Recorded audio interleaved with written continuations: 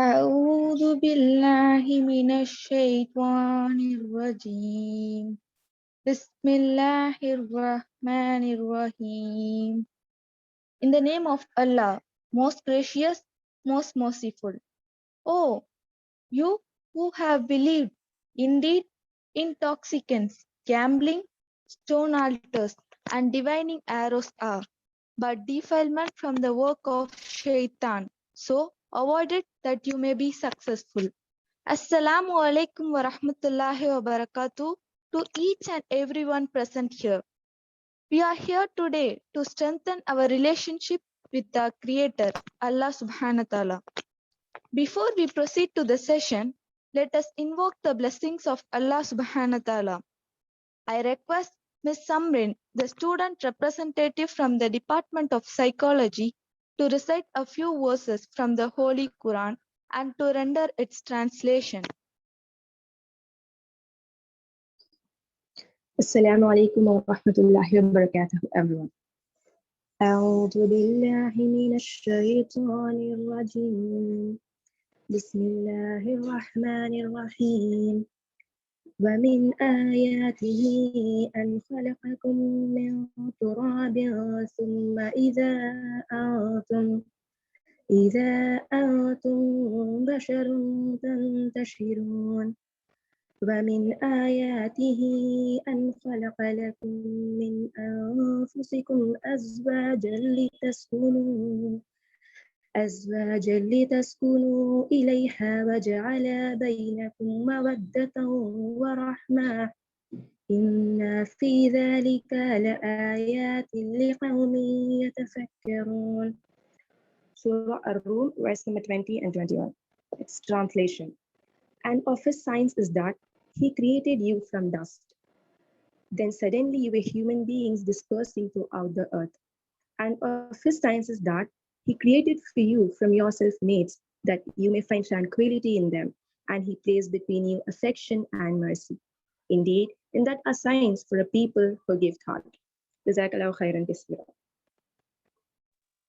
Jazakallah khair, Ms. Samrin. We have with us today Sister Wafa Noor to talk on the topic, the reality of Cupid's arrow. Sister Wafa Noor is a very passionate Islamic counselor and combines her knowledge of Islam and psychology to devise a personalized solution and strategies for behavioral modification and conflict resolution. She worked as a counselor in Darul Anhar Center for Applied Studies, AHI Chennai, Oxymed Hospital, Nandanam, and is currently the counselor and assistant professor in Aspire College of Excellence after completing her bachelor's in Islamic Studies. She always felt a keen interest to mentor and guide youngsters to achieve their full potential in life. I request you to take over the session, sister.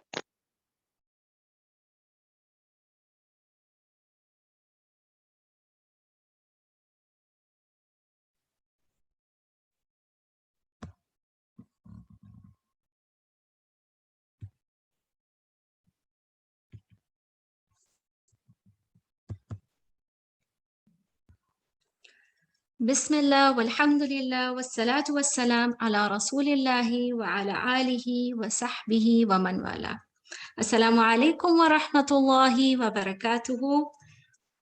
At the outset, let me express my gratitude to the RI Forum of Justice Bashir Ahmed Said College for Women.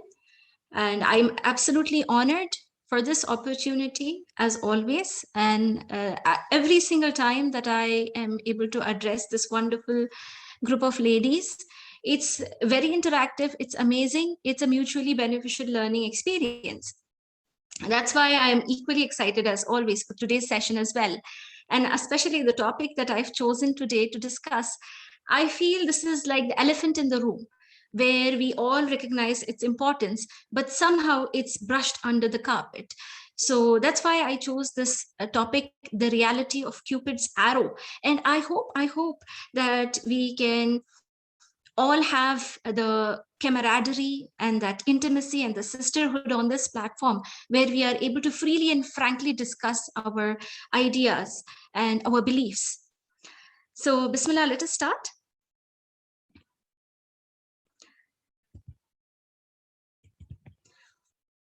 Is love before marriage acceptable in Islam?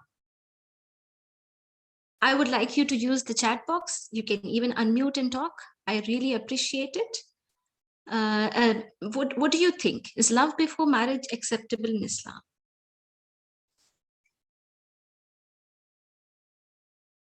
Okay. And what about the others? What about the others? Yes.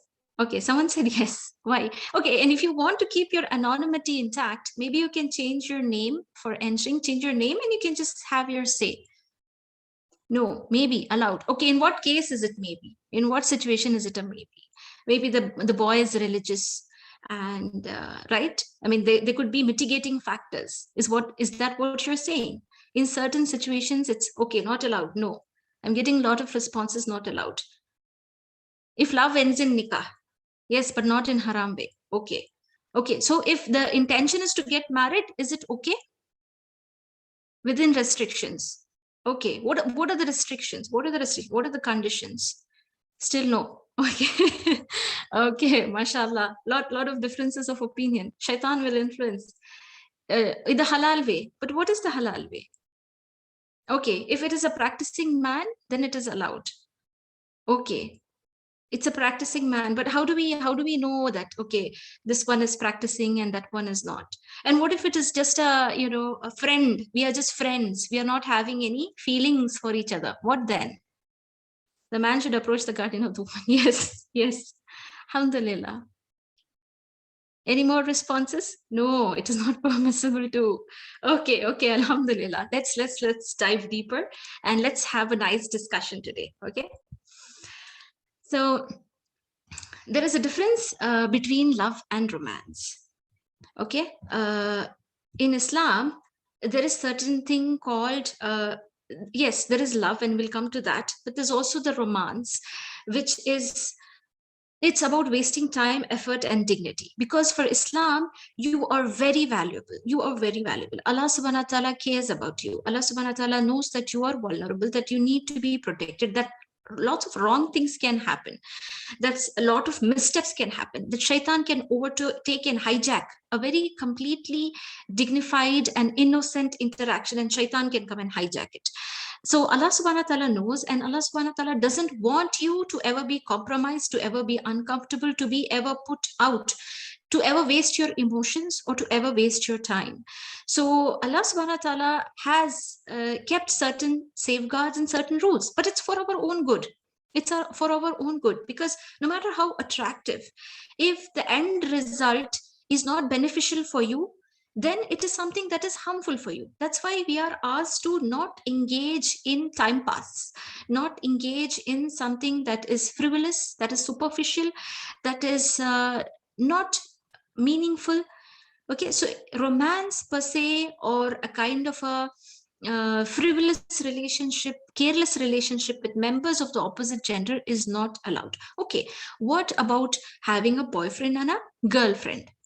Okay, we're not allowed to have boyfriends. Can we have friends? Can we just have friends? Right? I don't have feelings for him. He's just my friend. He's my Rakhi brother. You've heard that, right? It's very popular in the media. He's my Rakhi brother. So we can have interaction. So I'm safe with him. He's my Rakhi brother. Or he's even my cousin brother. So that's all right. All right, you've heard of all of this. So let's dig deeper into some of these. And there's no concept of courtship in Islam. Why no courtship? Why can't we try out each other? Because what if my parents get me married to someone, he's a wife beater? What then? What if he doesn't pray salah? What if he has a hidden drug addiction? So I want to check the guy myself, and I want to interact with him. I want to be in a relationship, or at least talk to him for a year or two and find out he's good, at least for a month or two. And I want to personally check and be sure, and then I want to get married, right? We have some who think that way, right? What's wrong with that? Why can't we try out before committing to each other, so that we are safe, so that we don't fall prey to the wrong kind of man? So we have to test and get married. So, but if he's not the right man, how many more are you going to test? This testing phase, how many more? I mean, if he's not the perfect guy for you, so you're going to jump on to the next one and you're going to test. And what's the period by when you will be 100% sure that this is my Mr. Perfect, this is my Prince Charming, this is the one for me? How long does it take for you to decide that? I am, subhanallah, my dear ladies, I've been married for 18 years. I am still not 100%. I cannot tell you that 100% in and out I know my husband. I cannot tell you that tomorrow what he will do, I can predict. That's why we have the dua, right? رَبَّنَا لَا تُزِغْ قُلُوبَنَا بَعْدَ إِذْ هَدَيْتَنَا. The Prophet ﷺ, the maximum dua he read was for the steadfastness. I don't know tomorrow what my husband will do, where he will slip and fall, where he will be tempted by shaitan, which wrong path he might take. I don't know about myself. How can I be sure about him? 18 years down the line, I'm still not 100% sure. So how can you just stay with a man for a month or two, or talk to a man for a few months and be 100% sure that he's perfect, he's right, he's a practicing Muslim, he's the one for you, and he is going to give you all the happiness in this dunya, and he's perfect for you in the hereafter? You can't guarantee that. This is not something that you try out each other and you say, this is a perfect fit. Oh, no, this one doesn't fit me, so I'm going to try another one. So, oh, no, yes, second one is a fit. No, maybe not. Maybe there's another one out there who's a perfect fit. So this Western ideology concept of trying out, they have been brainwashed. They brainwash their women into saying that you have to make sure. It's such a huge decision. You have to make sure. And we'll come deeper into that. We personally making sure whether the choice is right, whether the fit is perfect, whether we are meant for each other. We'll go deeper into that. So the concept of love in Islam is very unique. Okay, so when a Muslim loves someone or somebody, it has to be for the sake of Allah. So when I am going to love a man, when I'm going to be married to him, when I'm going to decide to have his kids, it will be for the sake of Allah. When I am married to my husband and I see that at times he is not giving the 100%, I'm giving 70%, he's giving 30%. He is not deserving of all that love and respect and commitment and efforts on my part, but I still treat him like the king of the world, because Allah said that he's your husband and he is the most important man, the most respectable man in your life, deserving of your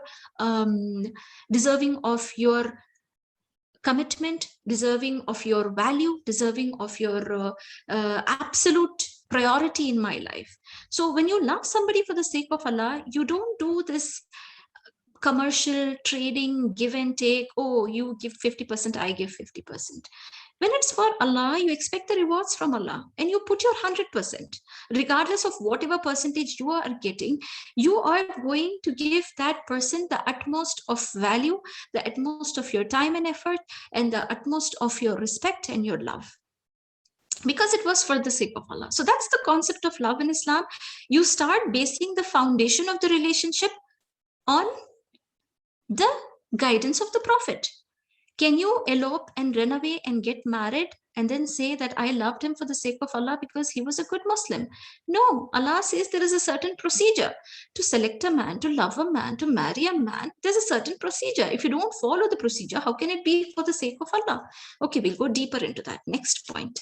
For now, Islam teaches us that marriage is the finest, purest, and most permissible relationship the only relationship that can exist between a non-mahram male and a female.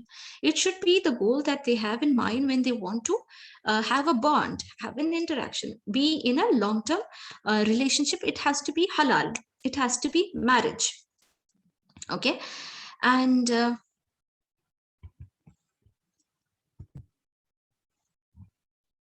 we come to know a little bit in the upcoming slides that just having the love and the affection and the regard or the attraction or the yearning for a certain person does not ensure the success of your relationship.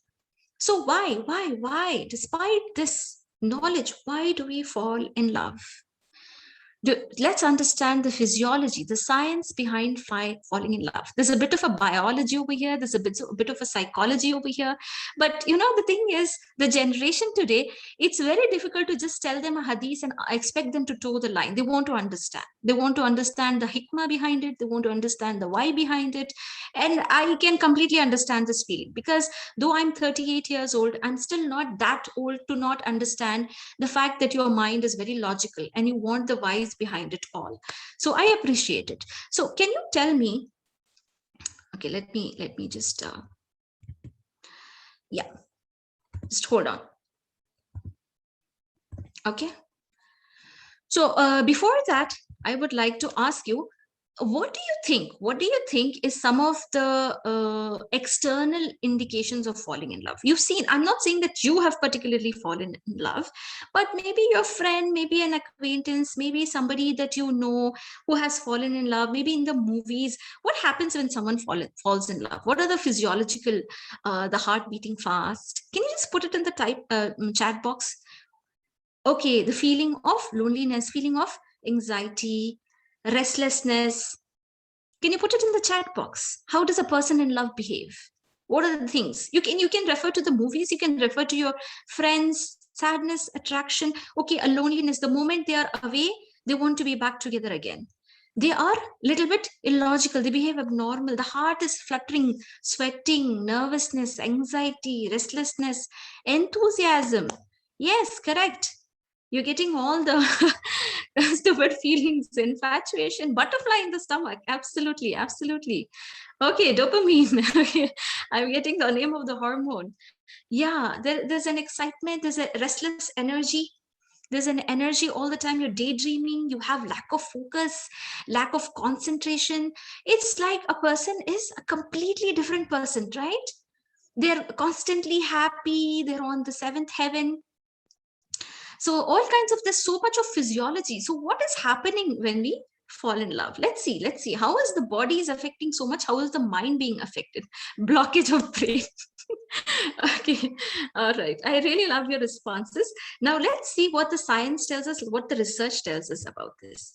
Okay, so according to the studies done by the scientists, falling in love causes our body to release a flood of feel-good chemicals that trigger specific physical reactions. Okay, before this, there is one more slide before this, which is this one. So you have three phases of love, which is the lust phase, the attraction phase, and the attachment phase. So lust phase is a hormone-driven phase where we experience desire. So which hormone is causing the lust in our body?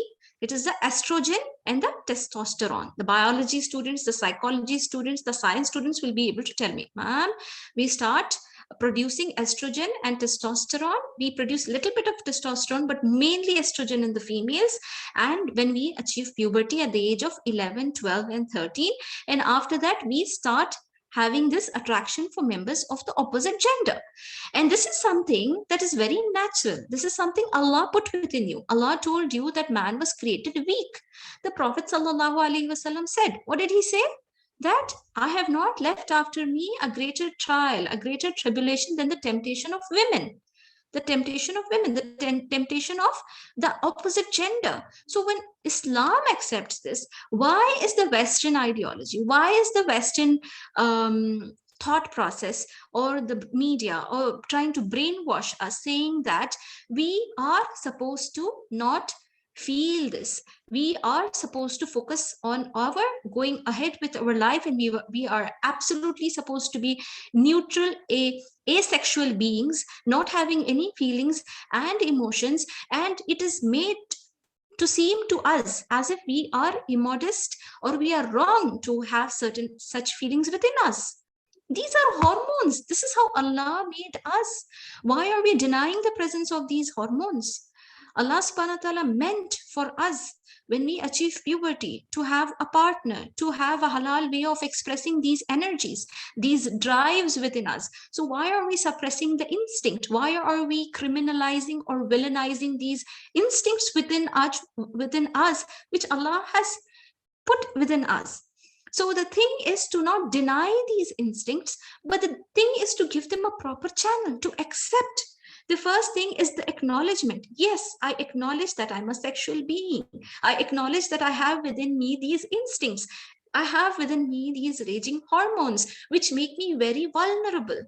I am presently vulnerable. I am presently somebody who is very volatile, and I have this attraction. And it's because I am a living animated being. Right? So when you have this acknowledgement, the first thing is you will realize that there are certain safeguards needed, certain protection needed, certain how do you say, you need certain guidelines to regulate this excessive energy within you that is unleashed like a huge monster that takes control of you when you achieve puberty. Okay, so this knowledge we keep and we proceed further to understand how it happens. So we all have lust within us because of the hormones. And Sheikh Albani said, at the prime age of 74 years of age, and Sheikh Albani, he is known as one of the greatest scholars of Islam, and he is known as one of the mujaddid, the one who revived the deen of the 21st century. And he said at the age of 74 that I still fear for myself the temptation of women. So a great scholar of Islam, a mountain of taqwa, says that he fears the temptation of women. Who are we? Where are we? So we need to really reassess our, who we are, introspect, analyze, and understand that there is a force within us that needs to be regulated, that we need to acknowledge and need to regulate it. So science says that when we get attracted to someone, there is a huge amount of blood flow to the pleasure centers of the brain, because of which we feel an overwhelming fixation with our partner. We are obsessed with that person because of the particular attraction. So supposing because of the hormones, you're really hungry, okay? It's a kind of a hunger. The sex drive is a kind of a hunger. So when you are hungry, give you biryani, give you idli, give you dal roti, you will go for anything. You're not very choosy that I only want the biryani, because you're so hungry, you'd fall for anything, right? So fasting person going for buffet, and he's been fasting for 2 days, 3 days, 4 days, it's really hungry. And you are telling, they're not very choosy that I only want pizza, or I only want lasagna, I only want biryani. They just fall for anything. That's what happens when we are having these hormones within us, but we are not allowed to get married because of societal rules, and nobody is acknowledging this need within us, and we are asked to suppress this need, but it is there within us, it's there all around us. And the society, there is stimuli all around us, sexual stimulation of the environment. There are the movie pictures, the posters, the social media, our cell phones. These are all weapons which are assaulting our senses and cutting down on our defenses, which we are trying to build up to protect our chastity. Okay, so we are constantly being bombarded by these hypersexualization of the stimuli around us. Okay, so this is what happens, that we are so much overwhelmed by this that we fall for a person. Okay, we fall for a person. All my friends are having a friend, they're all talking to someone, and this someone is texting me. So supposing we fall for someone, and then after we fall for someone, it's like when you have fallen for someone, that's the attraction phase, you are like a person on drugs. That's what the science says, and I will show you the scientific results. It's like you are on a person on cocaine. Like a person on cocaine, their brains were mapped. When their brains were mapped, it was shown that their reward center threshold really, really fell down, meaning they would feel happiest at the slightest of things. They would feel thrilled and excited at the slightest of things. You just think of that person and you feel like you're on the seventh heaven. I doubt ever in your entire life you will experience the kind of thrill and enthusiasm and the kind of ecstasy that you experience in the first flush of the first love or first infatuation, or whatever you call it, because this is what the hormones are doing to us. We are no longer in control. We are on some kind of drugs or some kind of an affliction. I would say this love is an affliction. You're afflicted. You are somebody who is sick, somebody who's no longer in control. So that's like the attraction phase. And then I will talk about the attachment phase later on, as we understand the physiology of how our body behaves when we are in love. So the doctors who have, the researchers, the professors who have done research on people who are in love and what is happening in their brain, they do the brain mapping and they find out which nerve impulses are firing, and they find out how the brain is reacting. Okay, they find out that the body is releasing a flood of feel-good chemicals that trigger specific physical reactions within you. This internal elixir of love, I say a concoction, a spell of love, which is controlling you, sort of keeping you spellbound, is responsible for making our cheeks flush, our palms sweat, and our hearts race. Just the thought of that person makes your heart beat faster. You get so excited, you get happy, you have this energetic, you get energized just thinking that that person is passing by your house outside on a particular day, and you feel so full of energy, just the thought. And you must be thinking how Sister Wafa knows all of this. Subhanallah, my dear girls, I wasn't born with a khimar. Okay, I didn't come out of my mom's tummy like this, you know, a student of knowledge. Subhanallah, I was a teenager once. I studied in a secular school. I was a teenager once. I fell in with the wrong crowd. I've done things that today I feel I wish there was someone who had advised me at that time. I wish there was somebody who had warned me, who I could trust, who I could speak to, so that I could have that confused stage in my life when I was so disoriented, when I was so confused, I was so lost. I wish I had an elder sister or a mother figure who I could trust and who I could talk to, and I could understand what was happening to me. So this is like based on me, a time in my life being a teenager. I understand why this guidance is so very important. Okay, so this is what is happening. We are no longer in control. Our body is being flooded with hormones like dopamine, adrenaline, and norepinephrine, which increase when two people fall in love. And adrenaline is what you have when you are sitting in a roller coaster, that flush of energy, that thrill. And dopamine is what causes that euphoria, that ecstasy, that amazing happiness. Norepinephrine also, it's a kind of a thing that removes the anxiety, that brings feeling of goodness within you. So all this is being bombarded in your body. At this time, you're like, I can choose my partner. Okay, just imagine you being bombarded by all these hormones, no longer in control of yourself, telling your dad, I've selected the mate for my life. I've selected my life partner. I know who is the perfect man for me to live the rest of my life with. Subhanallah, subhanallah. Let's take this premise and go ahead. MRI scans indicate that love lights up the pleasure center of the brain. The blood flow increases in this area. And this is what the part of the brain that is implicated in obsessive compulsive behaviors. So we constantly check our phone. We want to see, did we get a message again?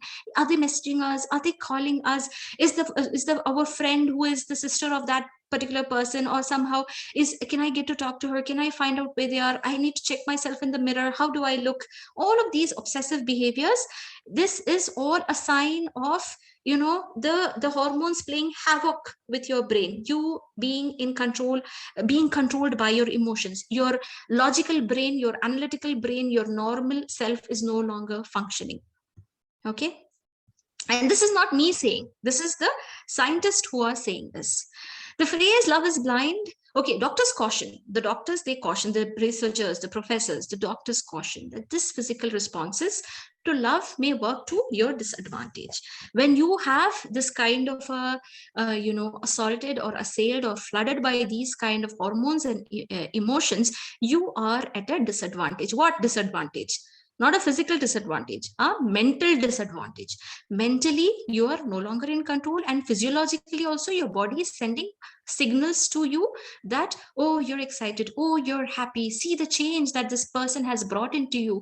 I am absolutely a new person. I have become a better person because of this new relationship that I am in. So you start attributing all the positives in your life to the presence of this person, a new person in your life. Okay, so we see only what we want to see in the early stages of the relationship, says Dr. Mumby. Okay, so when we are blinded by love, we become partial, we become prejudiced, we become biased. We don't see the fact that that person is financially not stable. We don't see the fact that that person is not reliable. We don't see the fact that that person is not very good to his mother, he's not good to his sister. We don't see the fact that he is somebody who is having problems, interpersonal problems with interpersonal relationship at work and at other places. You make excuses for him. The poor person is misunderstood by his mom. He's misunderstood by the entire family. I am the only Florence Nightingale who can nurse him back to goodness, and who can make him a better human being. So all of these thoughts are blinding you to the reality that this is a no good, because right now you are no longer in control. So outsiders have this, the doctor is saying this, I'm not saying this, Professor Mumby is saying this. Outsiders, and she is not even a Muslim, she's just basing this on her research.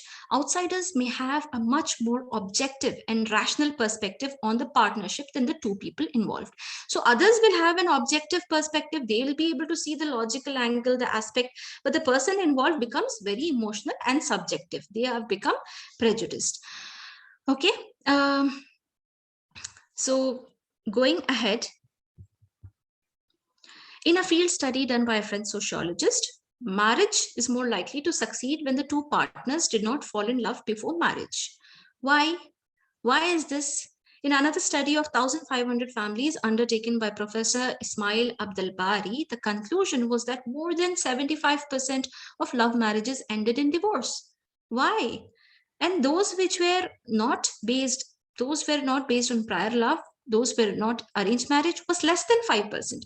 75%, it's a love marriage, the divorce rate is 75%. It's an arranged marriage, divorce rate is 5%. Why do you think?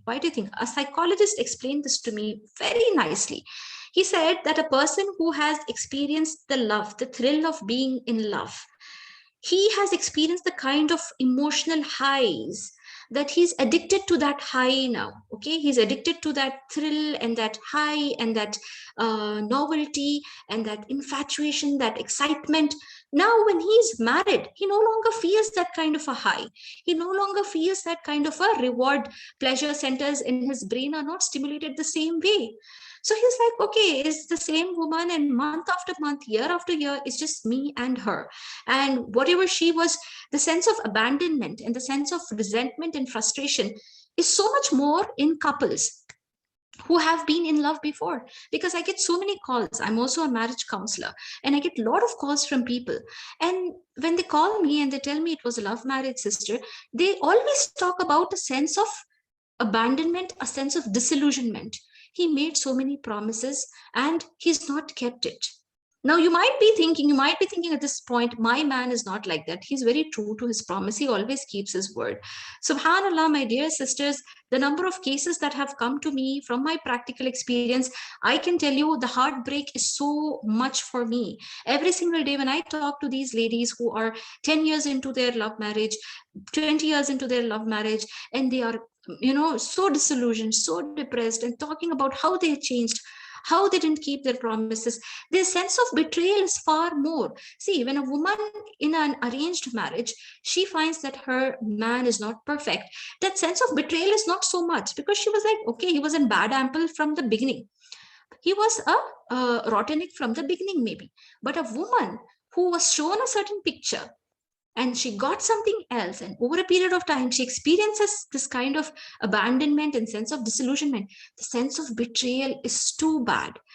They come to me and they tell me, they said this, they said that, and now he's actually a mama's boy, and he's agreeing with his mother that he should never have married me. He calls me a nag. And this happens like 6 months, 1 year into the marriage, they come to me and they share these things to me. So it's heartbreaking. I want to connect with you before that stage comes. That you call me and tell me, Sister Wafa, he was something else before and he is something else now. I want to call you before that. So that's why I wanted this webinar. May Allah protect us, our girls, our boys, our youth from this fitna, which the West has foisted upon us by exporting their ideas of getting to know before marriage, falling in love with before marriage, marrying the man you love, and all of these weird, because science itself tells you that emotion blinds you to seeing the faults and dealing with them. You are blinded by your emotions and your hormones. Okay. And it's very impractical at that time. At that time, the girl is saying things like, it's okay, I can live on your salary of 20,000, and it's okay, we just want a little house, we just need a little room, we'll somehow make it work, I can sacrifice the world for you, just so long as I have your companionship, I will even deal with your mom. So what if she's an ogre? So, you know, all these dialogues in the practical run, they become into something bitter and a cause of frustration in the upcoming life. Okay, and they present a picture. Generally, the men and the women, they present a picture that, you know, I am so and so. Okay, the man, he tries to show that he's so very happy to be hanging out with her, listening to her talk endlessly throughout the day. But once they get married, it's like, okay, she talks so much and she always likes to go for shopping and she's high maintenance. And subhanallah, that image that was presented before was so very different from what came later. Okay, so these are some of the reasons why it doesn't turn out successfully. But subhanallah, the most important, I can tell you, as Muslims, I can tell you the reason why it doesn't work out is because of the promise of Allah. The promise of Allah in the Quran. We Muslims, we know Allah's promise never, ever. Allah never lies. Allah subhanahu wa ta'ala never lies. His promise is never untrue. And Allah's promise is in the Quran, whoever turns away from my reminder, verily for him is a life of hardship. Don't ever think that you can build your foundation of your life based on the disobedience of Allah and that you will experience happiness in the future. Please, my dear sisters, this is the promise of Allah, that when you lay the foundation of your building on piety to Allah, out of taqwa of Allah, out of fear of Allah, and Allah will ensure that, you know, you are building your structure, your life stays steadfast and strong. But the one who builds the foundation on disobedience, on heartbreak, on rebelling against the parents, on defying the parents, defying the religion, going against the safeguards of the Sharia. The Sharia, these rules are meant to protect you. You want to go outside that protection, do it at your own risk. Nobody else suffers the consequences but you. So subhanallah, the promise of Allah is that when the foundation is based on the disobedience of Allah, the end result is going to be not good in this dunya and even the hereafter. So I hope it's not getting very scary. I hope this is not becoming, I really didn't want to make it so very dire and scary and threatening. But subhanallah, after seeing all those cases, I'm just not able to hold myself, you know, from putting all this out before you and getting very, very frank in my discussion of this topic. So what is the meaning? So if love is not allowed in Islam, what is the meaning of this hadith? What did the Prophet ﷺ say? I was very confused as a teenager because I was a pious person even as a teenager, but I was very confused. If love is haram and we're not allowed to fall in love and we're not allowed to interact, what did the Prophet ﷺ mean when he said, we do not think that there is anything better for those who love one another than marriage. There is nothing better than marriage for two people who are in love. What is the meaning of this? If you're not allowed to love another person, how is it that you can marry due to love? So the scholars have explained this hadith, that the issue of this marriage depends on the ruling of what came before it. If your love for a person did not transgress the limits set by Allah or make them commit sin, then there is hope that the marriage which results from this love will be more stable, because it came about as a result of the fact that each of them wanted to marry the other.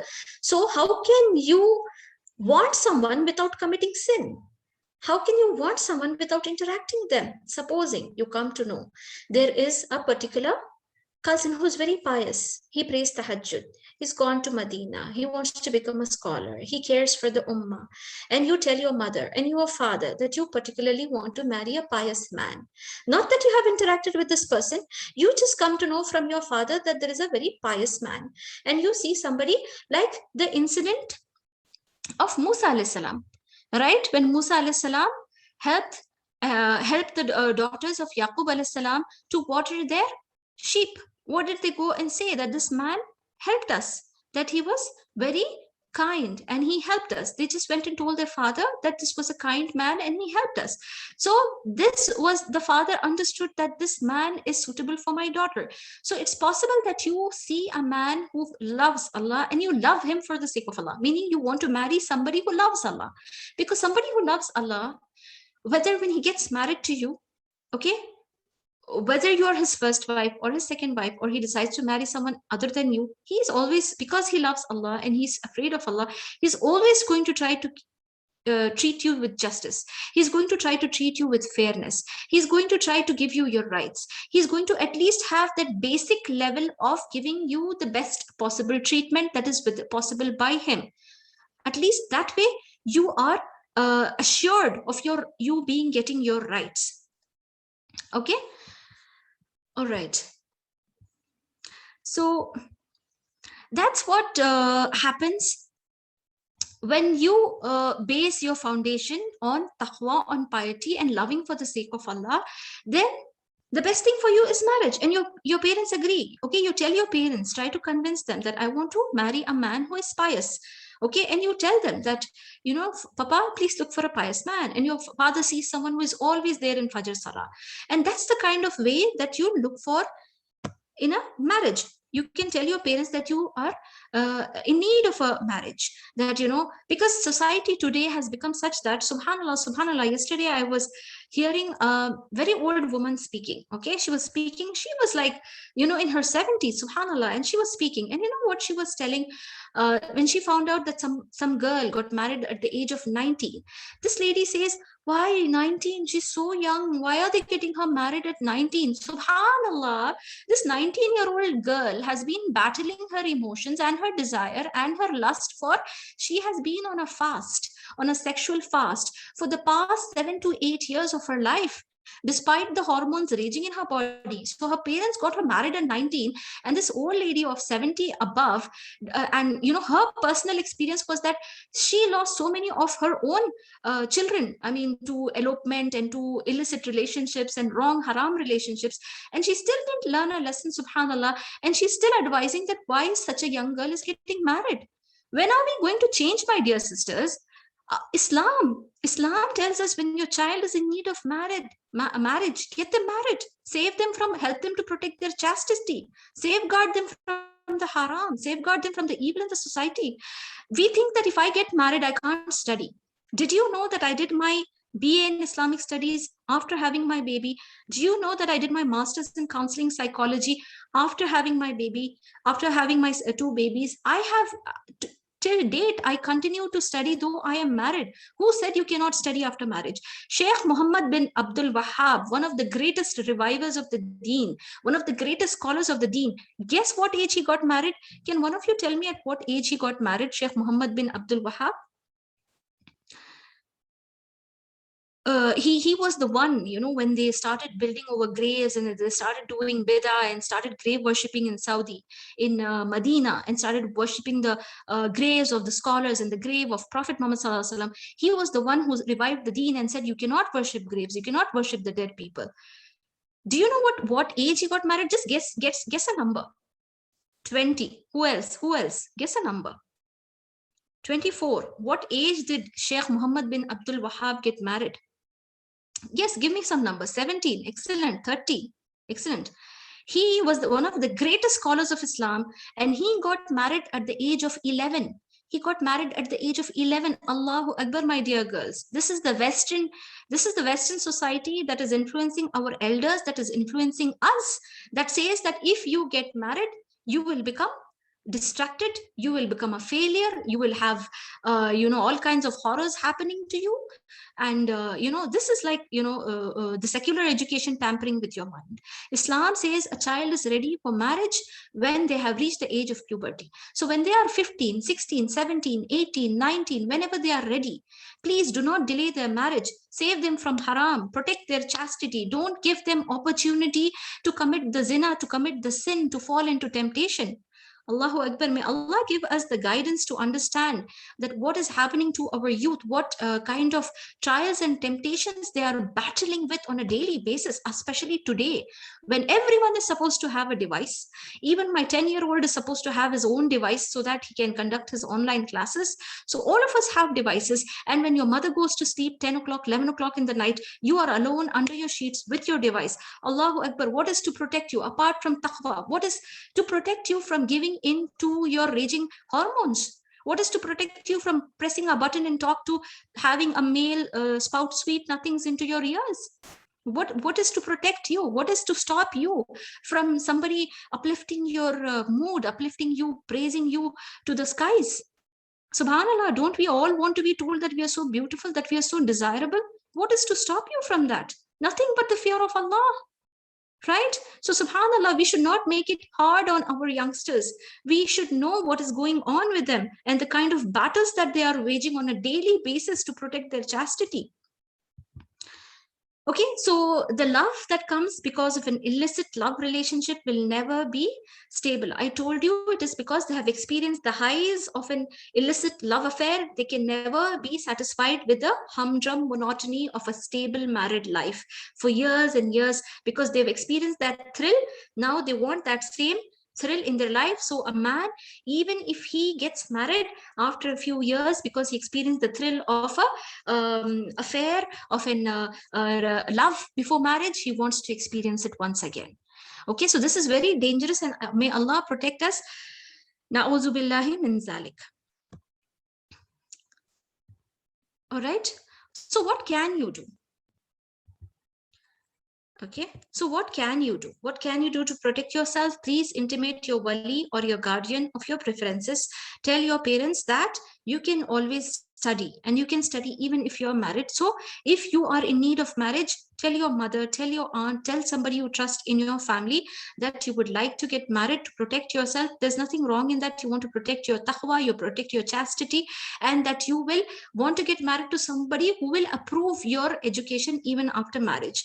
I told you I studied so much, right? I never studied in front of my husband. I used to study after he went to sleep. He never saw me studying, because once you're getting married, your husband needs you, okay? And you can't really say, oh, I'm studying, you know, you go and you get your own tea, you make your own lunch, or, you know, you find someone else to satisfy your desires with, I am studying. You can't really say that. So whenever I studied, even though I was married, I would study when everyone went to sleep in the hours of the night, and I would hide and study, okay? And so this is possible. So even if you get married, you can study, and try to get married to somebody who doesn't have a problem with you studying.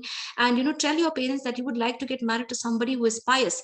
And all the men of our ummah find out that suddenly pious men are in demand, muttaqi men are in demand, Muslim women want to marry only men who are there in Fajr Salah. Then they will all start trying to go for Fajr Salah, go to the masjid, pray Salah. Your decision to marry a pious man will change, has the potential to change the entire ummah. All the young men of our ummah will start thinking, oh, nowadays women don't want to marry somebody who is very rich or has a lot of cars and bungalows. They want to marry somebody who fears Allah, who is just, who is kind, who is honorable, who is caring, who is protective of his woman, who is afraid of Allah, who doesn't have two faces, one in public and one in private. He's always the same, because even in private, Allah is watching him. So he's careful. So suddenly the men realize that the women are preparing for this kind of a man. They understand that he's preparing for this kind of a man. Those kind of men will become more in society. Okay, so please tell your wali or your guardian that, you know, when you need to be married, and your preferences. And please remember that your consent is obligatory. You cannot be married in Islam against your consent. At the same time, the consent of your wali is also obligatory. Why is your wali's consent obligatory? Because he is the one who protects you in case of any eventuality, any calamity. When things don't go right on the marriage front, it is your dad who has to pick up the pieces. It is na'uzubillah, if things don't go right, he's the one who picks up the pieces. He's the one who comes and says, it's all right, you still have a home. It's your brother, your dad, your grandfather, your uncle, whoever is your wali, your guardian, your trustee. They are the ones who are left to pick up the pieces in case something goes wrong. So that's why they are the ones, because they have the most stakes in this. That is why their consent is obligatory, because you also have stakes, they also have stakes, they also are in charge of you. You are also it's your life at the end of the day, so your consent is also obligatory in Islam, and the consent of your wali is also obligatory in Islam. And you are allowed in Islam absolutely to see the prospective groom. You don't get to like have a relationship over a few weeks or months, but with your father, with your brother, you can see the prospective groom. You can see your man. You can see talk to them before you get married. A man comes for your hand, you can ask your father, I wish to speak to him. This is allowed in Islam. Your brother can sit with you, your father can sit with you. You can wear your hijab. I mean, you can expose your face, but you should be dressed modestly and decently, with your face and your hands and feet uncovered, and you can see the man can see you. You can ask him a few questions. So this is allowed in Islam. So the version of what the Westerners say, live-in relationship, where they test out and they ask each other about each other, find out about each other for 6 months, 1 year, 2 year, our time is that we allow our parents to find good people for us, and we get to see them. Okay, and this is some marriage advice for you. One of the most important things you must look for in your future spouse is to make sure they are righteous and dutiful to their parents. Please don't be afraid that somebody who is a mama's boy will never be good to you. Why is he a mama's boy? He's a mama's boy because he fears Allah. Somebody who's fighting with the woman who gave birth to him, do you think he will honor and respect his own wife? My dear girls, please make sure that he respects his sister. He honors and loves his sister. He respects his mother. He serves his mother. He is respectful to his father. That's the kind of man you want, because he is going to honor his familial relationships. Okay, so that is one tip for you. And next time when you are tempted by the shaitan, and remember, shaitan is running in our blood stream, he's running in our veins. Please remember the punishment. If we were living under Sharia law, all of us want to live in a Muslim country, right? We want to live under a Muslim ruler. We want to live in the times of the Prophet sallallahu alaihi wasallam, and during the times of the Prophet sallallahu alaihi wasallam and the Khulafai Rashidin, when the Sharia was manifest. What was the punishment? Those who fornicate, strike them with 100 lashes of the whip, and it's really, really bad. So this is what we are exposing ourselves to. So may Allah protect us from that. And when I am talking about a haram relationship, where the Prophet ﷺ is saying that when two unmarried people are left secluded together, I'm not talking about seclusion of a room. You are in a room, a boy is in a room, there's a bed. I'm not talking about any of that.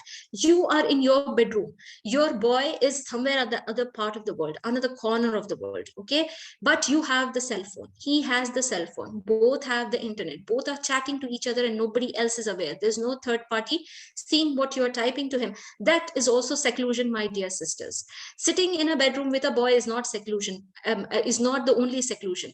Just being online with another male member, with a non-mahram, and talking to him unguarded is itself a great cause of fitan, a great cause of temptation, which will eventually, it is a slippery slope.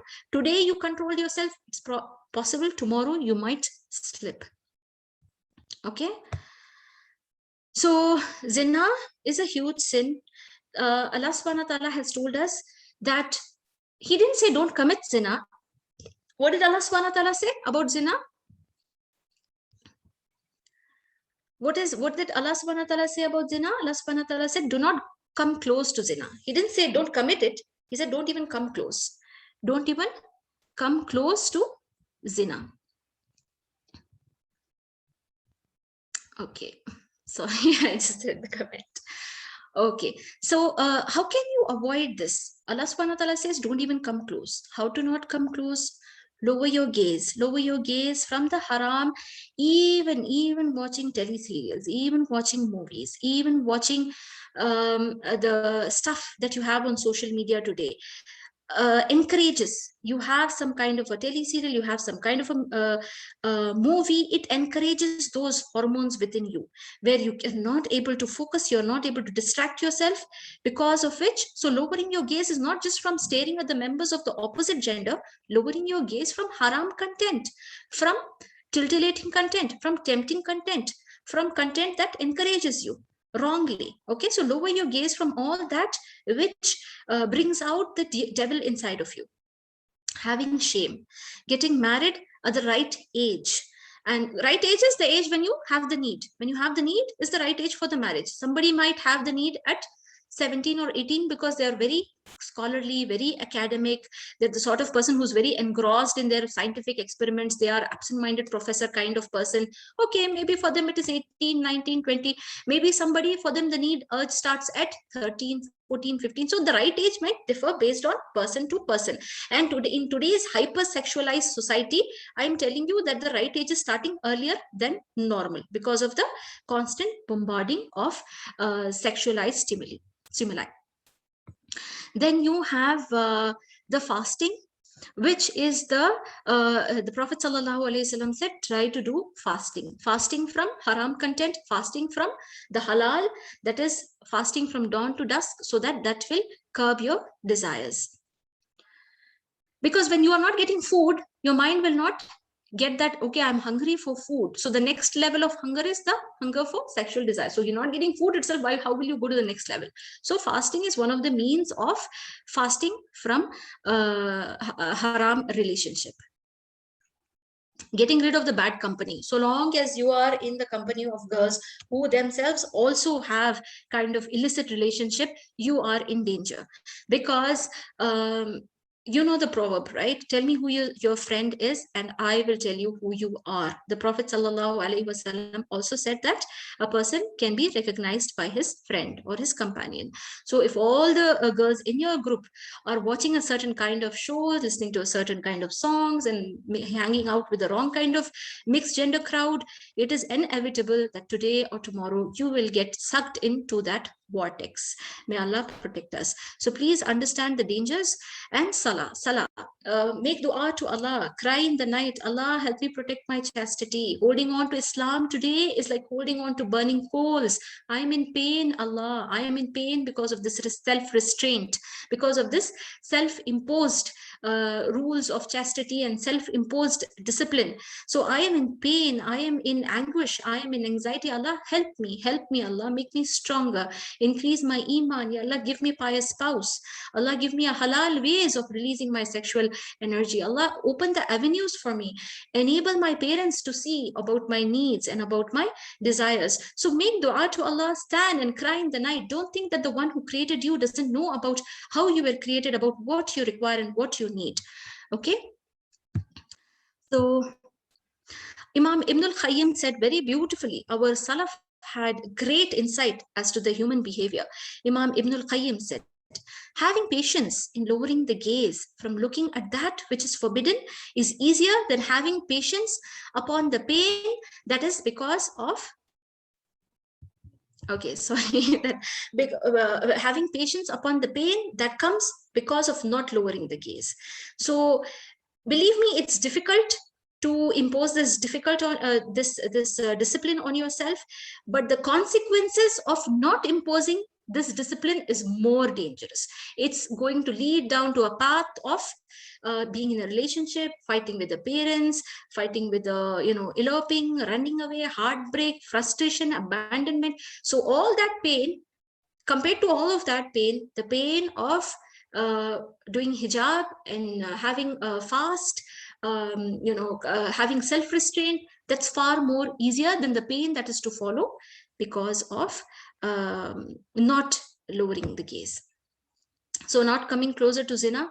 The Prophet ﷺ spoke about the eyes of the zina, the lustful look, the ears of the zina, listening to songs which encourage you towards the wrong path, the tongue, the zina of the tongue, wherein, you are talking with your friend and she's talking about her relationship, and just even talking about it, it is a kind of a zina of the tongue.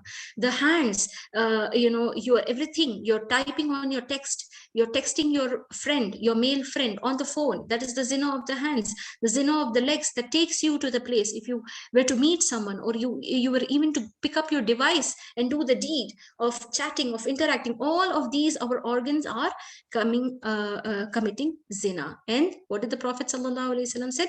Do not come close to zina. Allah subhanahu wa ta'ala said, do not come close to it. What did our Salaf do? Our Salaf, they also had feelings. They were human beings. They also had desires. They also went in the market. They saw beautiful women. What did they do? Salman al-Farsi, he said, I would rather die and be resurrected, die and be resurrected, and again die and be resurrected, than to see the private part of a Muslim body, or for a Muslim to see mine. They had so much haya, they would rather be quartered into little pieces and rather be killed than to go down the path of seeing the aura of some woman. Aura, I'm not seeing some very revealing clothes and all. Aura is just seeing maybe, her ankles, her shin, her hands, her neck. They don't even want to see the aura, the parts which are to be covered of a woman. Anas ibn Malik said, if a woman passes in front of you, lower your eyes until she has passed. So these were some of their guidelines for protection. Okay. So Al-Waqi ibn al-Jarrah, these are reported from Sufyan al-Thawri. These are our tabi'in. They are the students of the companions. He said that Sufyan al-Thawri said, the first thing we will do on this day of ours is to lower our gaze. So he advised on the day of Eid that what do you do on the day of Eid? We start talking about Eid and clothes and sweets and eating and drinking. But the first thing he said, we lower our gaze from that which is haram to look at. So Hassan bin Abi Sinan said, how many beautiful women have you looked at today? His wife asked him when he came back from Eid. So he said, would you? And he got angry at her. And that's just an expression of saying, I have looked at nothing but my toe from when I went out to when I returned to you.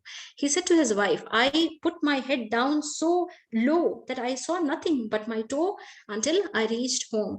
So this was the kind of fear they had, that they will fall into temptation. So my dear sisters, we've come to the end of our talk, and the reason I am sharing this is, what if one of you is already in too deep? What if one of you is already entrapped, entangled, and would like some kind of a guidance?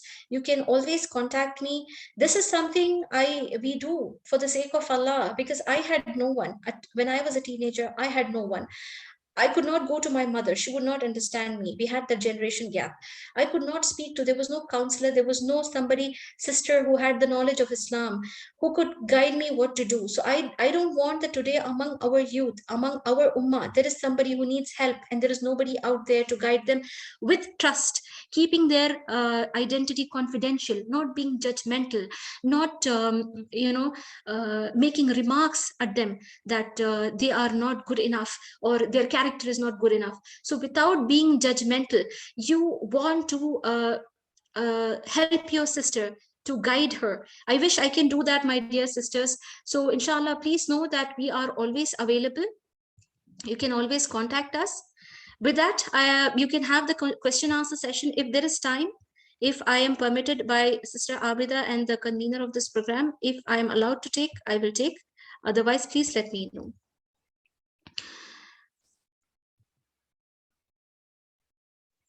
Shall I take a few questions for 5 minutes, if I'm allowed?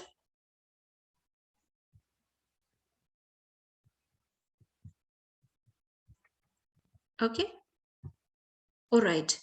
So there's a question. Is engagement allowed in Islam? I mean, the exchange of rings. No. The student who has asked me about engagement, the thing is, you can be pledged to a person, but that pledge doesn't mean anything. Okay, that pledge, your parents might pledge you to a family, and the family of the boy might pledge to you, but it's not binding. It has no validity in Islam. It does not have any legal binding or legal validity in Islam. It's just a word. Okay, it's not the nikah.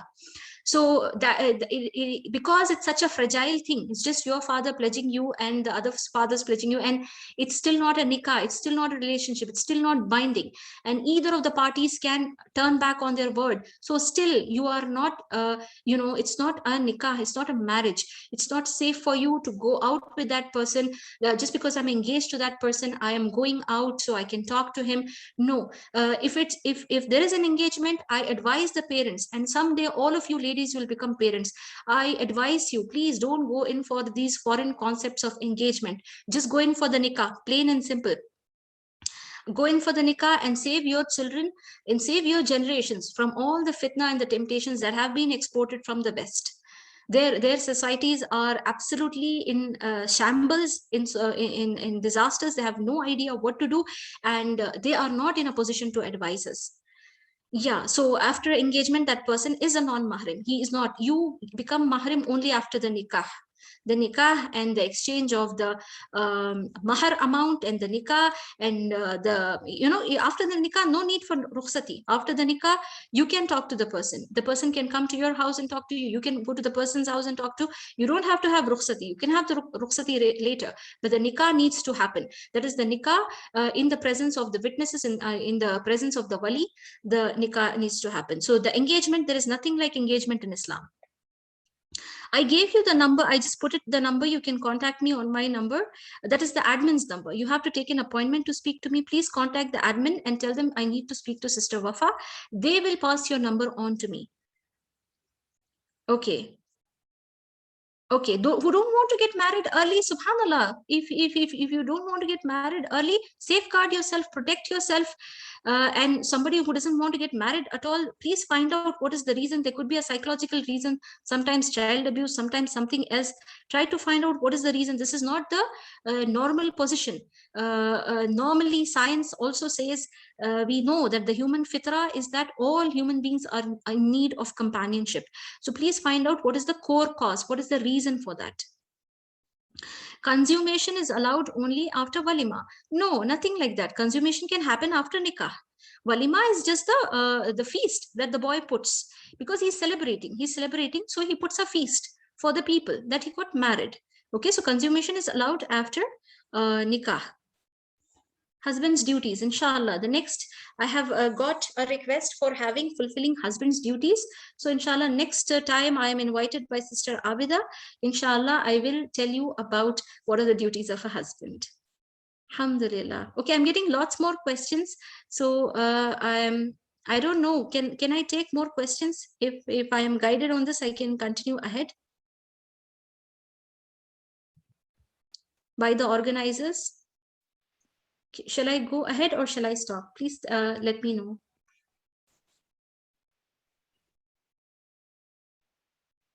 Okay, I'm getting a lot of questions. Emotional maturity.